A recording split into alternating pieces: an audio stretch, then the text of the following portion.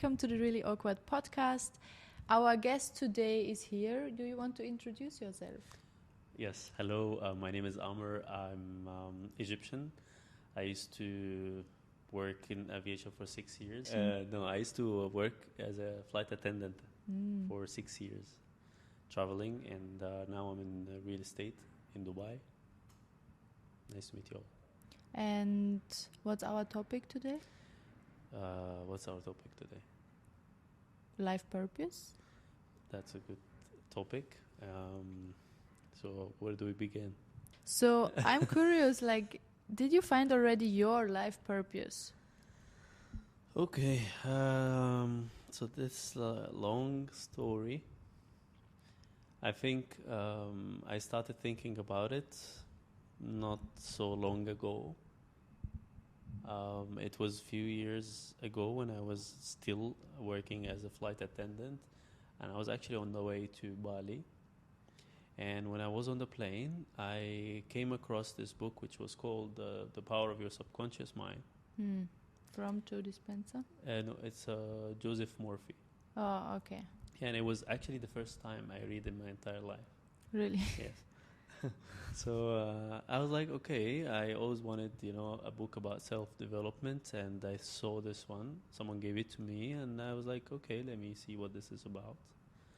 I read the book, and everything changed. What do you mean? So I read the book. It was talking about how, your thoughts create your life and how it affects you, and how your outer reality is a reflection of, what's going on inside your mind. And I read all of this while I was on the way to Bali, which what I didn't know. It's like a big, hub for spirituality and positive energy. And that was the first thing that made me think about my purpose. But yet you haven't found it. I'm in the journey. I think we are all in a journey. So do you think the life purpose is something set in stone, like something that is already pre-programmed before you came to the world and you cannot change it? Or do you think it's something that can actually change from time to time? See, I used to think it was something specific, but then I realized that it could be many things, as I learned that what's written is not our destiny, but our destinies. The same way you play a video game and the programmer or the person who is creating the game sets so many possibilities for so many actions that you can take and which you can get so many results for. And the same way, if you look at the game, it's a small example, but when you zoom out a little bit, that's where you can see the full picture, and it's kind of the same. So I realized if there is so many possibilities, that means there are so many versions of me that exists out there. Each one of them might have different purpose. So which ones you have tried out yet, where you thought, or you ever been in a situation where you thought, hey, that's my purpose, but then after some time it was fading away and you felt like it's not my purpose, and you were wondering why this happened? I think so many times, for example, the fitness industry. I thought that, as I think it's the same as all guys, when they start going to the gym and they start to see changes in their bodies and they get six-pack, and then they realize, okay, this is what I want to do. And of course I had the same, and then I started doing it for a while, and after that, when I started doing it, I realized I'm not actually enjoying it, Yes, it's nice that I can change my body and how I look, and I can change my life and the way people perceive me, but I really didn't know that I would find it boring to, help someone else achieve it, even though I would love to help people, but just this specific, field, I didn't find myself in it. which proved to me that yes, you could think that something is what you really want, and then when you try it, you realized it's actually not. I don't know. How about you? Did you have the same? Yeah, I had a similar situation, and I think it's a good point to try things out and then to realize, because I think like your life purpose or whatever purpose, it's just something that you're really that is aligned with your energies, with what you were born with your skills. You're not everyone is born with some natural skills, and if you have find like your thing that you love to do that is aligned with your skills, with your how is it called, unique skills, then you will always gain energy and it's not fading away. And then I was doing personal trainings and I was feeling in the beginning, yeah, that's my purpose. I love to help people. I love to communicate with people. And then after some time, it was just fading away. And then I was wondering why it was fading away. And I discovered that my intention behind my profession as a personal trainer was not, as you said, help people. It was more, yeah, it makes me quick money, easy money, and it's bringing me to meet people, which I like to do. But in the end, it was not my intention behind it. Was not to help people to get a healthier lifestyle or to help them to be more fit or whatever. The intention was more superficial, to look good, to like make money, and to also for me be more in shape again. But can you actually get rich doing personal training or in fitness? I think you can. I mean, it depends how you start the thing, how you want to go about it, because if you say you want to do it only you alone and one-to-one sessions, of course your daily time is limited. Everyone in this world have only like 24 hours a day, so you cannot make more money than or make work more hours than what the day actually has.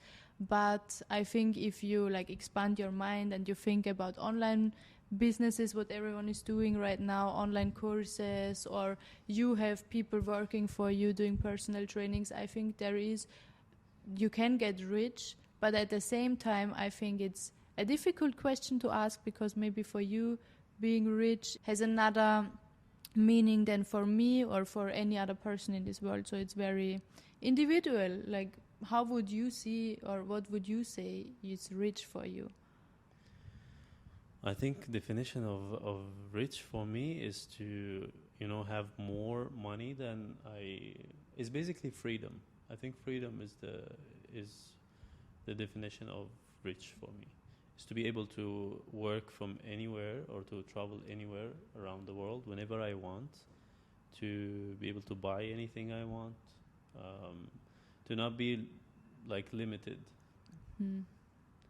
And I think it's about freedom. It's all about freedom for me.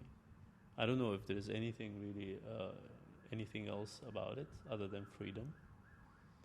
Yeah, I think mainly it's freedom, but you don't think there are many people out there who are like, they're billionaires, they are actually able to travel everywhere where they want, they can afford everything they want, but at the same time they don't feel free?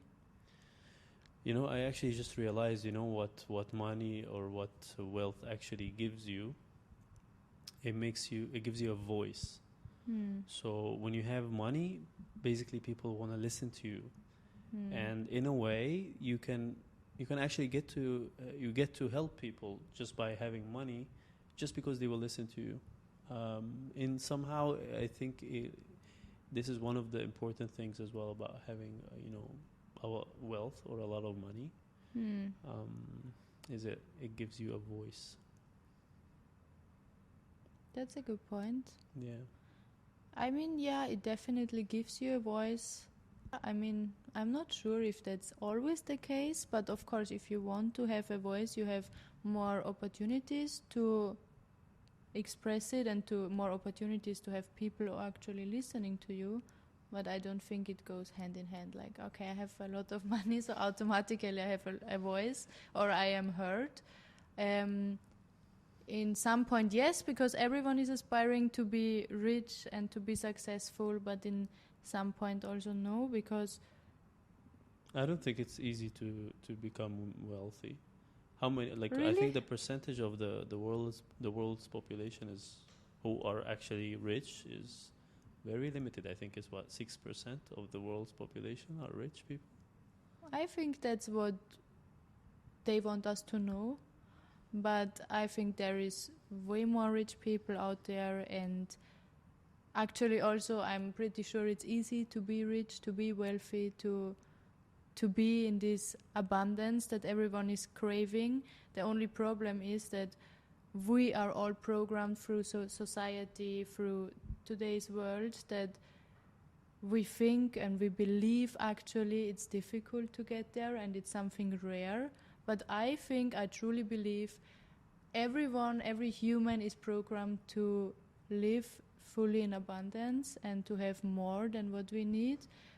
But as I said, I think there is a main part from society that is programming us to believe that it's difficult to get to there because that's how we are being controlled more easily.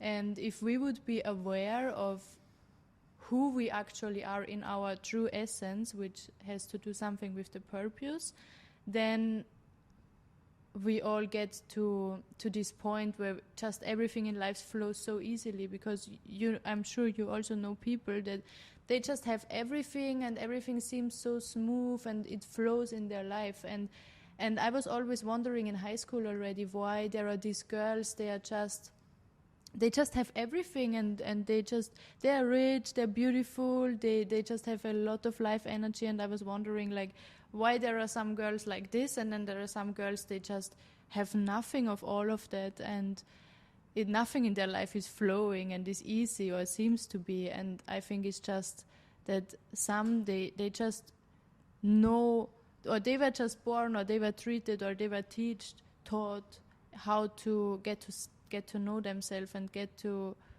know their true essence, their true energies. Because like, I mean, I told you about my friend, my Austrian friend, and he's talking a lot about this. And the more I hear about this, and the more people I hear talking about energies and about our true essence and about with what we were born, and then I see people going from being depressed or being overwhelmed with their situation, trying so hard to get money, to giving all this up, getting to know themselves, and suddenly everything flows and they're rich without even them pursuing being rich or them pursuing achieving something. So I think it's really, once you get to know your true essence, what you are actually here for, what I see as the purpose, everything falls into place easily and everything comes without even pursuing.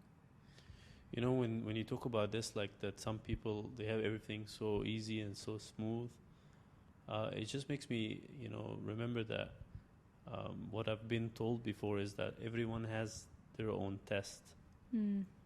So it's like, for example, I'm born rich, I have everything I need, but my test could be that I don't have any friends, or I don't know, I have low self-esteem, or it could be anything. And I think it's only when we start to focus on ourselves and our own journey that we stop looking at what everybody else is having, and we start to focus on ourselves, and then we start to realize, oh, okay, maybe then that's my test, maybe that's what I need to work on. And I'm sure that everybody has something to work on, even if they have like a lot of wealth. Yeah. For sure there is something in their life that they need to improve and they need to work on, and that is their test. I obviously didn't know that before, because the way we were brought up is everyone focuses on everyone, and you see what, like me growing up in a Middle Eastern or third world country, you look at what everybody else is doing, and you just want to do it because you don't want to be left out. And it's actually so interesting. So you were growing up where? in Egypt. in Egypt, and I was growing up in Austria. So I think like our experiences from growing up has to be so different, right? Yeah, of I mean, course. what you were taught when you were growing up that you can remember now, what you were taught that is important in life, and how you were taught to be or to have your life. Well, thinking about, when it comes to money, we're always taught that you have to have a stable job, stable income, no taking risk because risk is not good. You always look up to, or your parents look at, their relatives or your relatives, and they see what they are doing, and then they want the same for you. It could be that maybe your dad wants you to be a doctor, but he doesn't consider maybe it's not for you. It's all about, what the society is talking about and what the society wants you to be. Which eventually I learned that it only serves very small percentage of people, to make people think that way. So for example, if they make these schools, and in those schools you are only taught to think in a certain way, that this is how it should be, this is how you should work, you should go to work, I don't know, in the government, or you should go to work in under in some company, and it should be a big company or whatever, and that's what you are taught. But then you learn that this is only to control you, because if you think like this, you will never think, I have to become rich, or I want to get rich, and actually cause a real impact in people's lives. You will only think that I have to be the same as my friends or my relatives, and this is what they program us. Yeah, I mean that's pretty similar to how I was growing up. So actually, it's not much difference. It's not much different. It's only, I think, about the relationships between men and women. Yeah, of course. But now when I'm thinking about just life purpose and how we were growing up, I thought it's different maybe, but actually it's pretty much the same. It's just that we were all programmed to play these roles, and with these roles, we're taking these roles up to our life, and the more old we are, the more we identify ourselves with those roles, and the less we think out of the box. But as a child, I think it's... So, for example, I mean, I cannot really remember what I was thinking as a child, but when I'm seeing now children, I'm seeing them having fun and not thinking about anything, and just like building a sandcastle or a snow castle or whatever, and then destroying it just to build a new one, and is such a different thinking. And then when we are now old, let's say we are now building our podcast, we have our audience, we build it, and then we are identifying ourselves with being with being YouTuber or with having a good podcast. We would never want to destroy that. Although I think when we destroy things, always there are coming, like we are opening ways for new things, right? You see, I really believe in this identity shifting, where you don't limit yourself to one identity. You just leave it open, and this way you could be anyone. And this was a big challenge for me, because I've had multiple transformations in my life, from just being a little kid to growing up to being maybe as a man, and changing my body, and then changing what I do. And I realized that the only way I was able to transfer from one identity to another fully, it was when I stopped acting, and I stopped even having the same things that I was as the previous identity. To basically stop everything I had to do with the previous identity, and to start acting like the new person, and pretend in a way until it becomes a reality. Of course, with visualization as well, and with even scripting. Yeah. So literally you had to destroy and give up your old identity to get your new. Yeah, right? It's not easy to give up your old identity. I mean, I know it's not easy. I know. You always, like I realized, you always attached to things, even to Yeah. your clothes. Like I've had pieces of clothes from when I was, I don't know, 20 years old. Now I'm 32. From when I was 20, I'm like, what is this even still doing here? Yeah. Because I realized that everything holds energy in it, and it can hold you back in a way if you still attached to it. Yeah. Energetically, you cannot move on to the next phase. Yeah. So that I didn't know before, but of course, each one of us is on his own or her own journey, Yeah. and we keep discovering things along the way. And I think this is the way life should be. Yeah, I think so too. Never be certain and always discover new things. But still, I think we should find the life purpose. Because I see so many people, being rich or not being rich doesn't matter, but doing things and being exhausted after the day. Like you wake up, you do your stuff, and you come home and you're exhausted. And also I see people who are waking up early, doing their things, coming home and not being exhausted because they are aligned with their energies, with their purpose. And to be honest, like I'm aspiring to find this purpose and to also wake up, do my stuff that I'm just loving to do, and coming home and being still energetic and not feeling drained and exhausted from life. I think I want to live life, and not just in my free time. I want to live life all the time. So you're actually saying that there is something that if you find it, that it gives you, it kind of charges you, like by doing it, you get more energy, and you keep doing it, and then you get more energy, and that's different from doing something that is away from your essence, like you call it.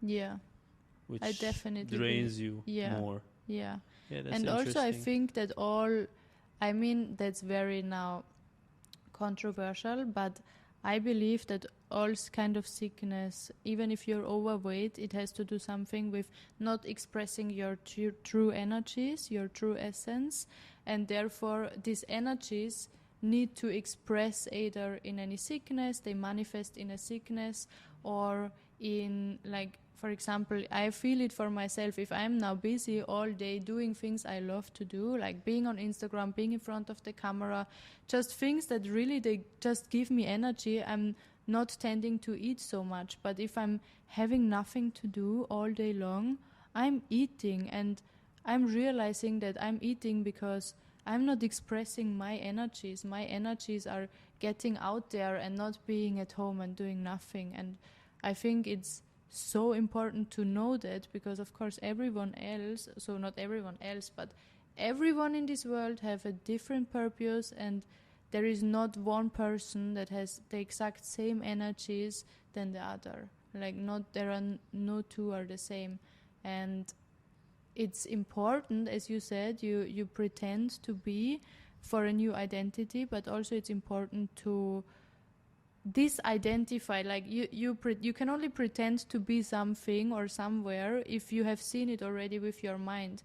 But I think it's dangerous to do that in the same way, because you are identifying with something, or you want to be somewhere or something that you might not.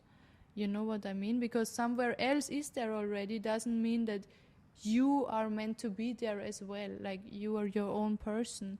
So I think that's another thing that is just important to keep in mind. Of course, get inspired, but always everything that is not coming from the mind is way bigger and is more connected with your essence.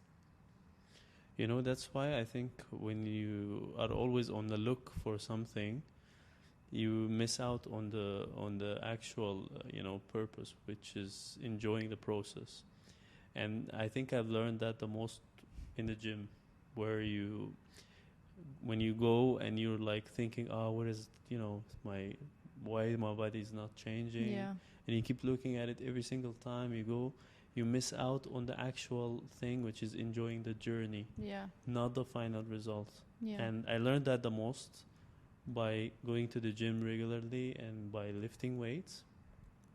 I literally taught myself how to, enjoy being in the gym, like by maybe buying gym clothes or having a nice headphones or whatever, just to make me enjoy more, the time there. And that, I think this is enjoying the journey. This is the definition of enjoying the journey, is to just make it more attractive, to want to do it more.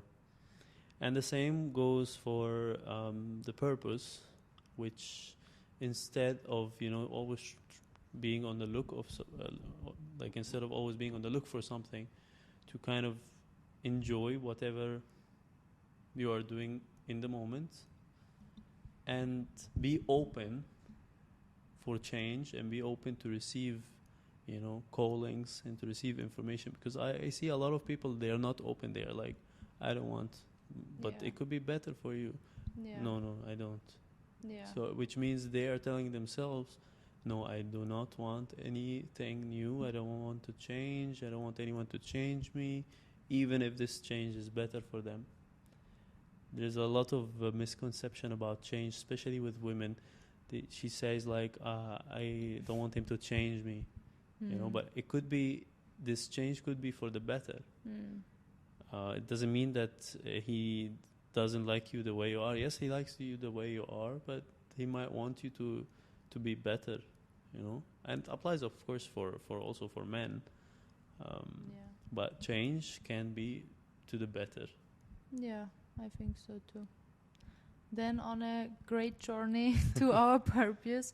Thank you so much for coming. Thank you. And I hope you guys enjoyed our podcast. We are still on our journey to find our purpose, and it's might doing YouTube, it might not. And we are happy you want to listen to our random and awkward conversations. So really awkward, but maybe next one would be. But it's funny because I was thinking why I want to call it awkward, and then I was thinking it's actually because if I'm calling it now any other way, like the really good or the really spiritual, then I'm feeling like pressured to say the right things, and if I'm calling it the really awkward podcast, then I don't feel the pressure to say the right thing or to do the right way or to dress a certain way. So I'm just open to whatever. Like if I feel funny, I want to be funny, and if I feel serious, I want to be serious. Interesting.